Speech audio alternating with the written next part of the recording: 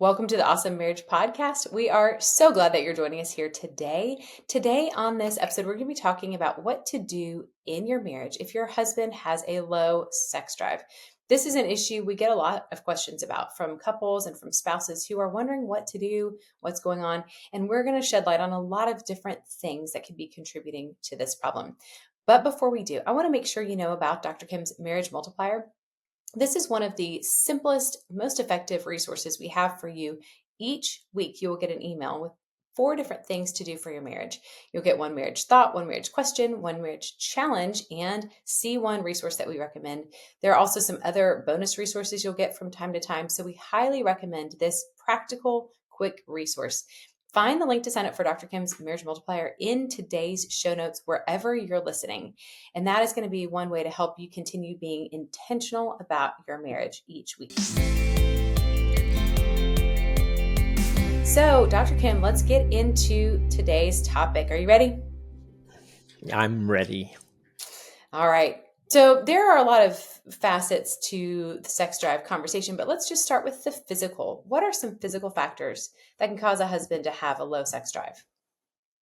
Yeah, and I think it's important to look at that because sometimes I think women talk better with other women and try to figure things out. Guys don't always, especially when it comes to something to do with our sex drive. You know, we want everybody to think that we have this great sex drive, all this kind of stuff.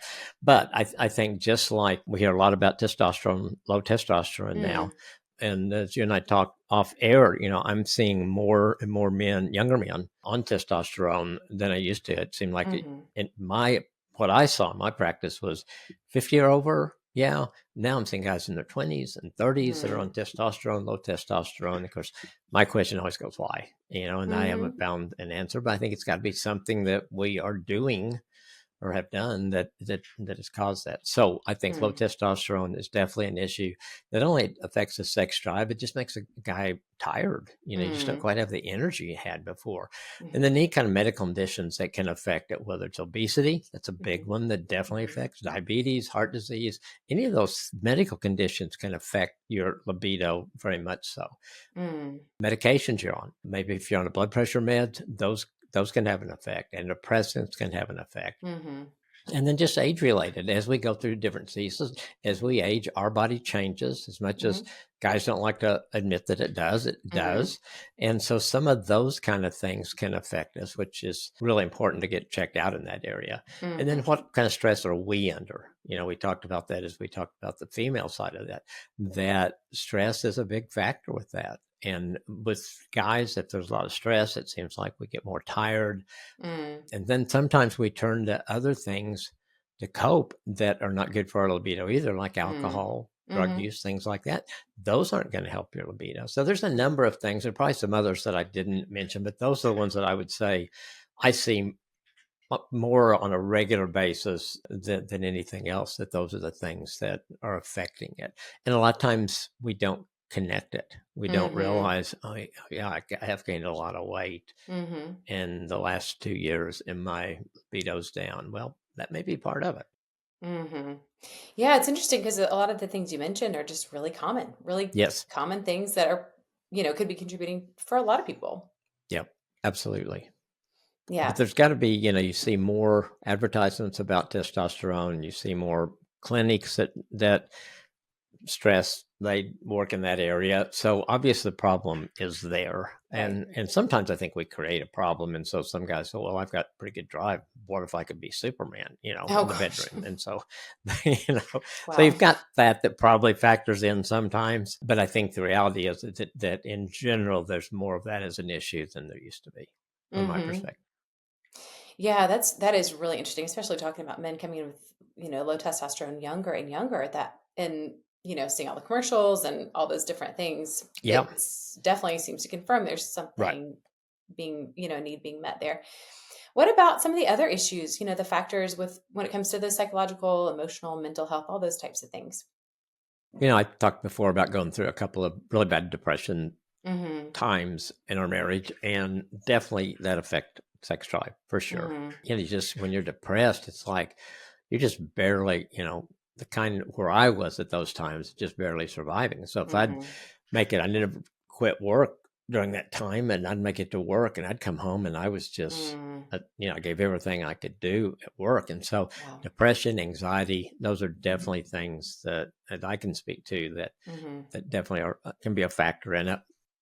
Financial stress, I think, is another Mm. thing, because it's hard. That's one of those things that a guy can obsess on, or problems at work, or those kind of Mm-hmm. things. And the responsibility a guy feels of taking care of his family, whether his wife works outside the home or not, you feel that, you are the provider, you're the one. Mm-hmm. And so if you're not doing it, that financial stress, and if there's conflict in your marriage, it's, I've had guys tell me that. I've never experienced that, because Nancy and I have ever had conflict that affected our physical relationship, Mm. but their wife may be what they would term as nagging them all the time, Mm. or on their back about things, or you're not making enough money, and there's Oh. relationship conflict, and that can make a guy not as attracted to his wife Mm. in that Mm-hmm. way. And so those are things that need to be done. Past trauma, I've had people I've worked with that have been sexually abused at a younger Mm. age. Sometimes that doesn't really come out till in marriage at some point, and then that affects them as they begin to work through that. And especially if the guy's not getting help, if we've got Mm-hmm. trauma from the past that's affecting us in the present, you need to get help. You need to get somebody that can help you work through that, so that doesn't continue to affect you the rest of your life. I think guys have trouble with admitting self-esteem issues, Mm. but I think that's there for some Mm-hmm. guys. Guys can get in comparison to, maybe it's just what, I don't know, that they see in movies, or other guys at work may be talking about things, and they're saying, Mm. well, I don't measure up in that area. I'm not, we're not having sex 17 times a day like they are, which they're not. Sure It's they just like are, yeah. yeah, just like the things I heard in the locker room from the older guys in high Yeah. school, well, they were lies. They were out trying to one up each other. And so, Yeah. anyway, and then I think this performance anxiety. Mm. I think, that is a factor. If you're Mm-hmm. beginning to have some ED problems or things like that, then that gets in a guy's mind, and that too can affect the sexual relationship for sure. And so you just Mm-hmm. kind of, I don't want to fail, so I'm just Mm-hmm. not. And so you back away from it. And in any of those instances, there's always an answer. Mm-hmm. And the worst thing you can do is to just stay stuck there. There are Yeah. always answers that you can work through, all of those things. Yeah. Yeah, it's interesting because I feel like a lot of the things that you just mentioned, some of the, maybe the stress, the strain, even comparison or performance anxiety, those sound like they would be difficult for men to talk about. Is that, Hmm. is that something you've seen? Absolutely. Yeah. Usually when a guy comes in, most of them are not going to lay out all that stuff. So I have to ask a lot of questions. Sometimes the wife will come with them, and it makes it easy for him. The wife, okay, well, this is what I see is going on with him. She's Mm-hmm. there lovingly to come alongside him, not to berate him or something like that.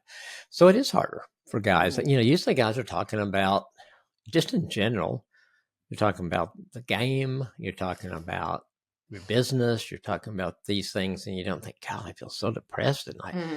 I'm having ED problems. And guys, where the women can sit around and talk about my libido's been so low, and I know that's affecting me, and I know it's affecting my husband, and the guys don't usually do that. And so finding of course, I think it's so important for a guy to have a accountability partner. Mm-hmm. Finding some guy that you can over time develop a relationship with, where you can talk about anything with that person, Mm-hmm. and he could talk about Mm-hmm. anything with you. Yeah, reaching out to a counselor, to your doctor. Most guys, I think when I was younger, by 16 on, I had a doctor that was great. He taught me so much Mm-hmm. about early marriage things, about Mm-hmm.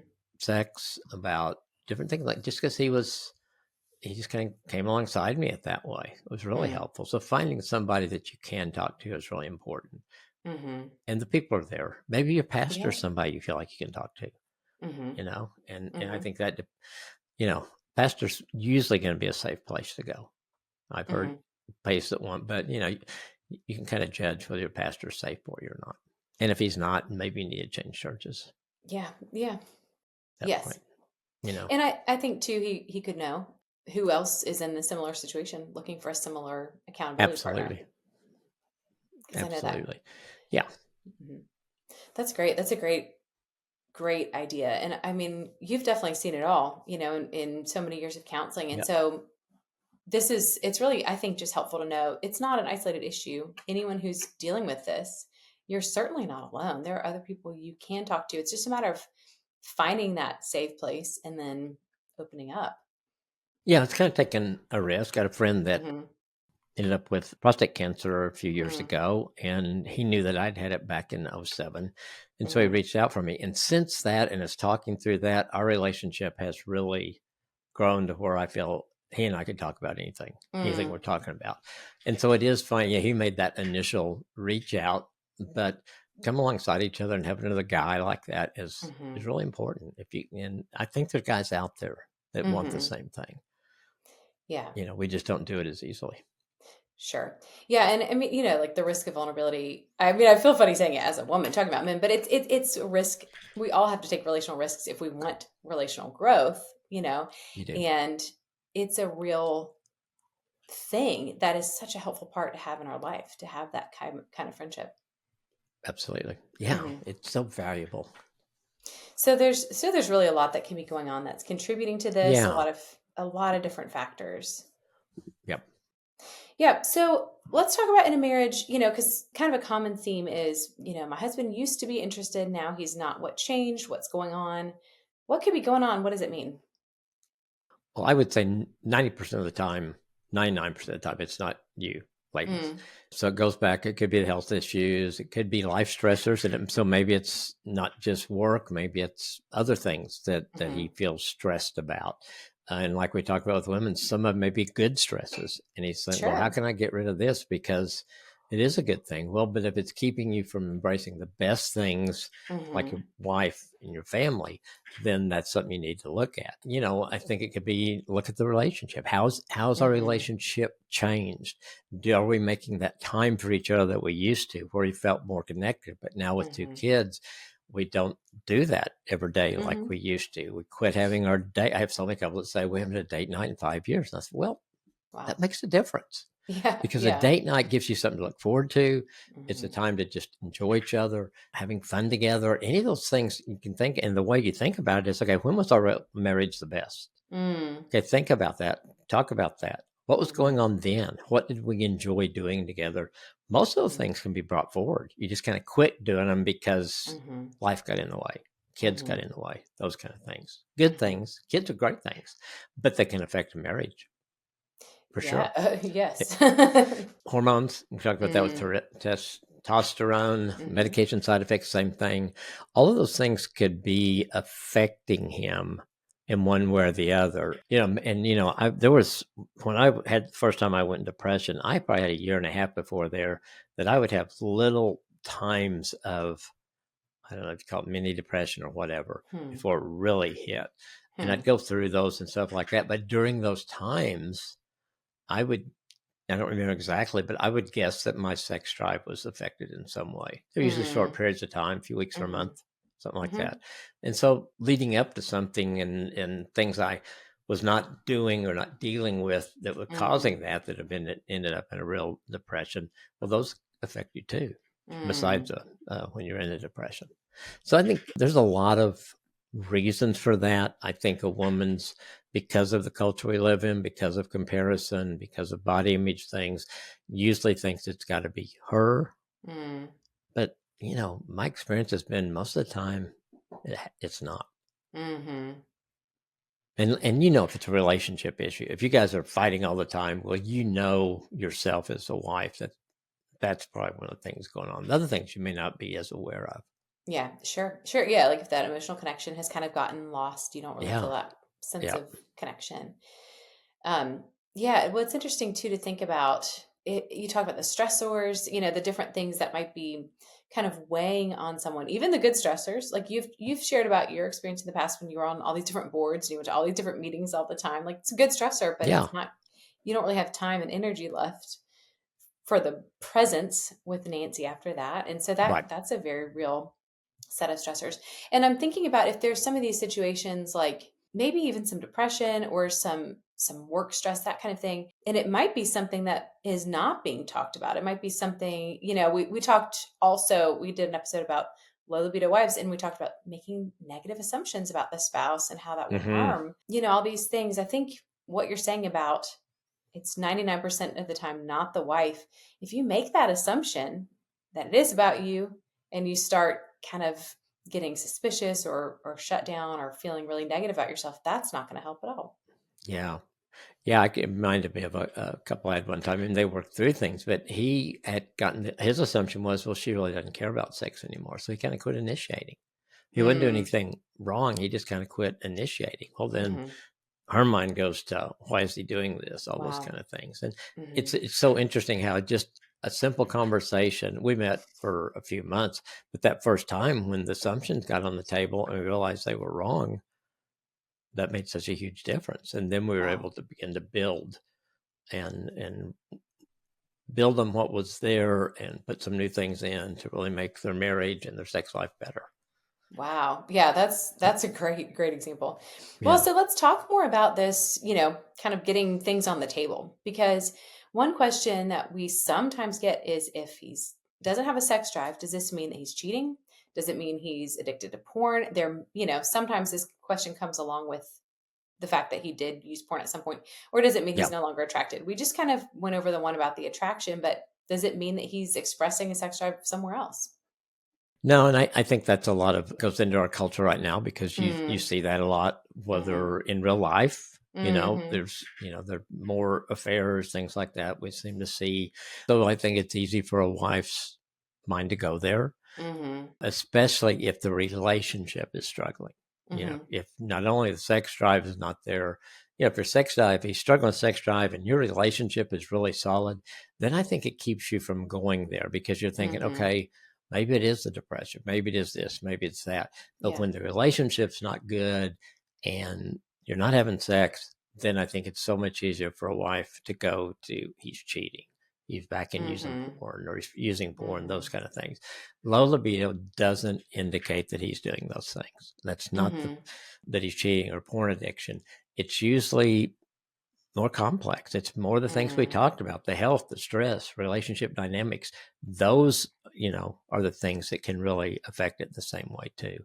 So I think Mhm. what I would say, unless you've got evidence, Mhm. don't jump to that. Look at the other things first, because if you jump to that and that's not the case, it just gives you one other thing to have to work through Right, right. after that. You accused me. I've never been unfaithful. I've been unfaithful the whole time. Just because we're not having sex does not mean I would never do that. Those kind of things. Mhm. And so again, it goes back to communication. Mhm. You know, and it's okay to it. Let me say what I just said a different way. It's okay if you're feeling that to say, I don't believe this is true because our sex life is not good, because we're just not getting along. We said, I just have this fear that you might be cheating or you might get a porn Hmm. or something like that. And I don't want that to be a part of our marriage. And so what do I need to do? What can we do together? That's okay when you come at it that way. Hmm. Mhm. But if you're Yes. saying, screaming at somebody or accusing, Mhm. that usually doesn't, you're not going to get a conversation out of that Right, right. They're going that's immediately helpful. to the defensive. Where are you getting this from? Yeah. Yeah. That's a But good I think point. it is easy to, because I've had probably, I don't know how many, but some women over the time that had jumped to that and it Mm. wasn't true. I've had also times when it was, but there were Mhm. other factors that made it pretty Mhm. clear that that was probably true. But make sure you look, kind of the checklist we went through, make sure all those are, you've checked off all of those. Any of those going on? Yeah. And again, if it's a relationship, then get help.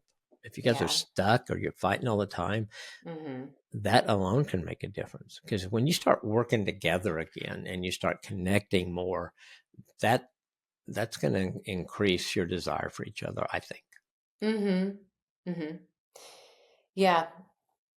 I think that's a really good point. And I think too there's sort of a correlation just anecdotally from, things we've heard and things we've been asked between low sex drive and just low drive in general. So kind of like losing interest in other Mm, things, not really having the same level of energy or interest or enjoyment. And I'm not sure if we could say it was depression because we don't really know these situations. It's just right. questions we get where it's like, okay, he's kind of checking out in a sense. They're not fighting a Yeah. lot, but they're not connecting. I mean, I don't know. What do you say to that? No, I think that's valid. And so Mm-hmm. anything when you're not connecting, the longer you let it go, the worse it's going to get. Mm-hmm. And so it's important to address it address it then at that time. Mm-hmm. But if you see that, if you're not having sex and you're seeing like he doesn't have the passion, like he used to have when we go to the kids' games, or Mm. he's skipping games now. He's just Mm. not interested in going, or some of the things he used to be so helpful. Every Saturday morning, he'd say, "Give me a list of things that you need done Mm. so I can do them." And he's not. You can't find him on Saturday morning. Well, then I think you can see that it's a bigger picture, like I think you Mm-hmm. were saying, getting to, Mm-hmm. than just he's not interested in sex. He's not interested in anything. Mm-hmm. So then it's like, hey, honey, this is some things I'm noticing. I think it'd be a good idea if we made an appointment with your doctor. I'll go with you if you want me to. Mm-hmm. And then maybe we need to make an appointment with a counselor. Maybe the doctor refers to somebody. But let's Mm. get on top of this because you're Mm-hmm. not who you were. And so I Mm-hmm. want to make sure that we check out everything. Then you come alongside of him. I think it'd be very hard for a guy to say no to that when you Mm. approach it that way Mm-hmm. because he knows something's wrong. He's not Yeah. oblivious to it. He's just not Yeah. admitting it. Yeah. And he's thinking you don't notice, which is, Right. it's amazing the things guys tell me that they can't believe their wife noticed that. Well, it was like you had a neon sign on your forehead. Right. You Right. it's like, so. Yeah, yeah. Especially the things you're completely not willing to deal with, because then it's like, well, you're Yes. doubling down Oh, yeah. on there's nothing to see Yes. here, but we see Exactly. it. Yes. Yeah. That's funny. Okay, well, that's really good. That's really good. And it's funny because as we talk, these different questions we've gotten just kind of filter through my head. But we Yep. see a lot of things. So if a wife is listening right now and this has been an issue in her marriage and she's just not sure what to do, what's her first step? What should she do? Yeah. I think the conversation is it's got to be a first thing and Mm-hmm. non-judgmental. You come Mm-hmm. alongside your husband is caring. Wives are nurturers. God gave you that ability. You have more ability to come alongside him that way, I think, than we do. We have to Mm-hmm. work at it harder. I think it can come natural. Now, I Mm-hmm. understand that problems in the relationship kind of affected that, but go back to just, I want to help him through this. So have the Mm-hmm. conversation, encourage the medical checkup. Like I said, focus on the emotional intimacy, how to connect. What can I do for you? What did you think about when we were closest? What Mm-hmm. was going on in our marriage at that time? Can I replicate some of that for him? Couples counseling. And I think too, don't take it personal. Mm-hmm. Or look at it like this is a problem out here that I can walk alongside him and we can solve together, Mm-hmm. as opposed to, oh my gosh, it's the way he looks at me or those kind of things. Because then you're not really problem solving. And then counseling, if some things come up like that, you can deal with it in counseling. But Yeah. don't jump to that. And then I think too, just be patient Mm-hmm. through the process. Try to encourage him to continue to move forward. If you go to the doctor and the doctor recommends some things, Mm-hmm. do everything you can to help him, not nag him about it. But if the Mm-hmm. doctor, maybe he recommends a diet change. And Mm-hmm. so you're cooking more along that side. Mm-hmm. You're encouraging him in that and those kind of things. Mm-hmm. So, and just supporting him, walking with him, being Mm-hmm. patient through the process, because it probably will be a process in most of those situations. Yeah, I think you're right. That's a really good thing to note. It's not a really an open and shut, and you've already said that it's probably a little more complex, so it might take a little time to get to the bottom of it. Yeah, it's not just like you had sex one weekend, next weekend he doesn't want to have sex. Well, Yeah. that's just, if you want to look for a pattern Yeah. of things. And then when you see that pattern is to begin to take some of those steps. Yeah. Totally. Yeah, yeah. So on the flip side, if there's a husband listening today in this episode, he realizes that we're describing him, what should he do? Make your own doctor appointment first, Mm. really. Sometimes I've had guys that say, you're supposed to do that. And then they come back in, they go, well, she didn't make my appointment. No. Okay. This week, do you have the doctor's contact information? Yes, it's in my phone. Okay, you make the call this week. Mhm. So, okay, be honest with your spouse. It Mm. just be vulnerable enough to say, "Man, I'm not sure what's going on, or I know this is going Mhm. on.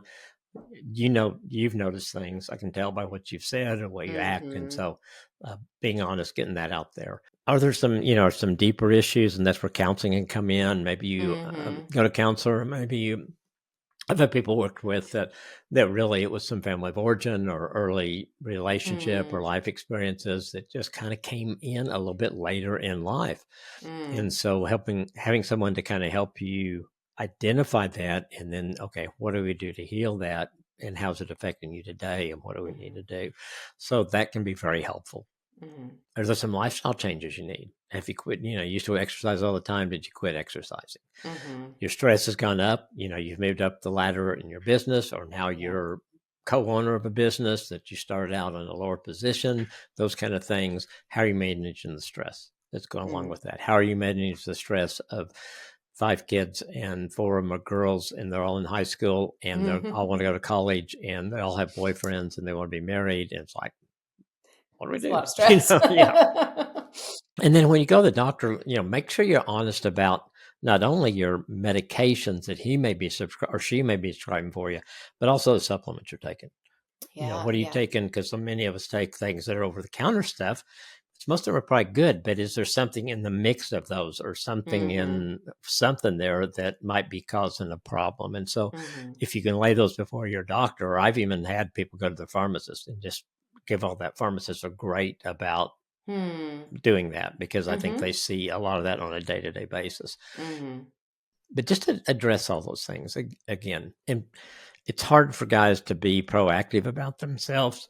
Hmm. This is a time that I would really want you to do that. I'd really want you to be the one to take that step Yeah, and get that's the ball good. rolling. I mean, yeah, so if you were kind of knowing you should make that call, this is your sign. This is your wake-up call. It's official. Call the doctor and Yes, just make the appointment. And then just be honest with them when you get there. Tell them the truth and tell them everything and, you know, right. let it out there. Yeah. Yeah, and you're not the first time a guy has come in to talk about those things to the doctor. I No. promise. Yeah. And he's heard it many, many times.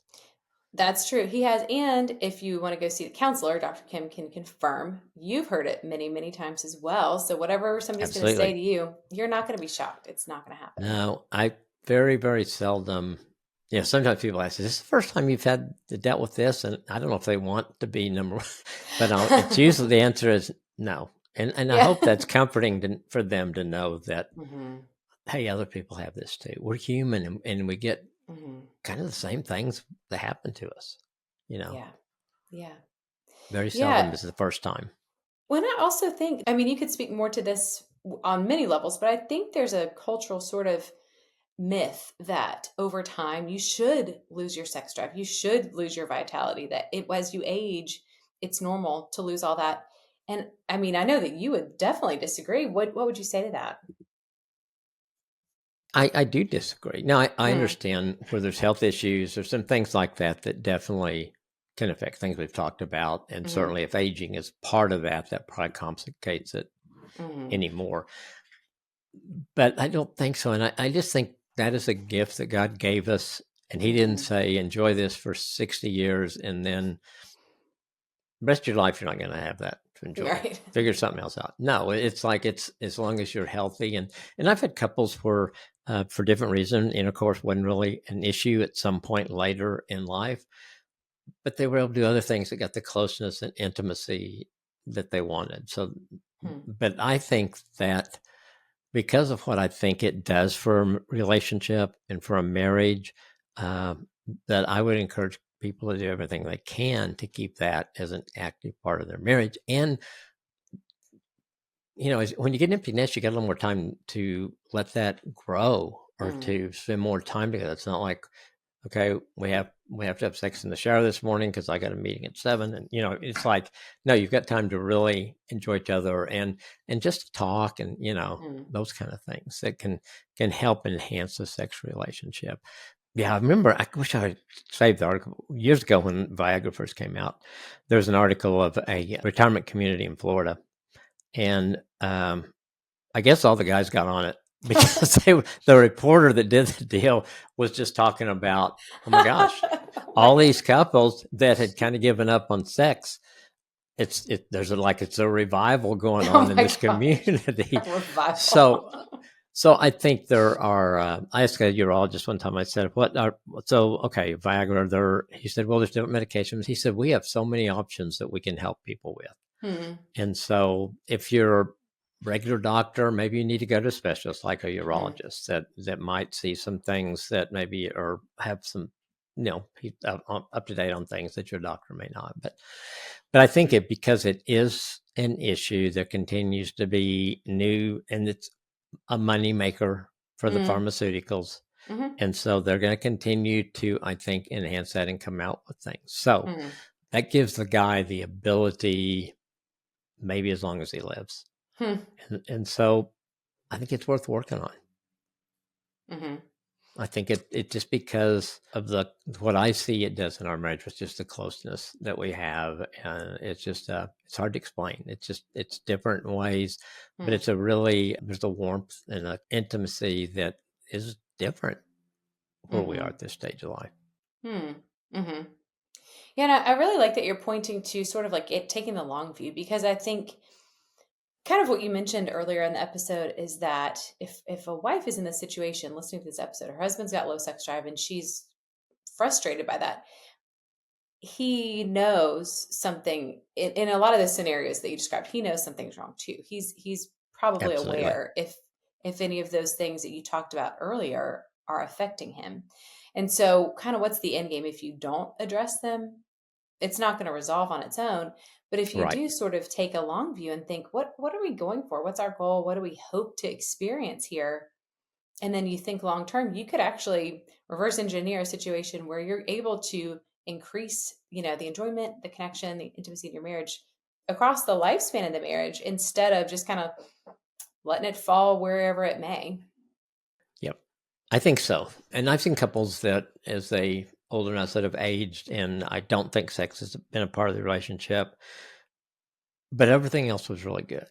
And so Mm, maybe that was a choice they made. I don't know, but they were doing marriage well. hmm, And so maybe been a health thing, something like that. I don't know the details of that.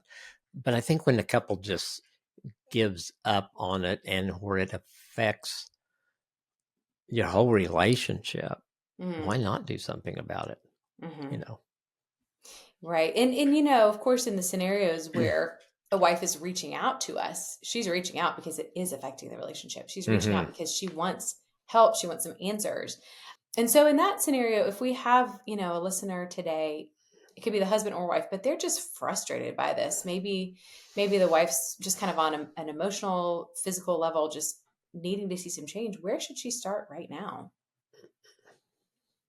I think you got to address it with your spouse, and you got to Mm-hmm. find a time to, like we talk about all the time, say, "Hey, there's something I really need. I want us to talk about this.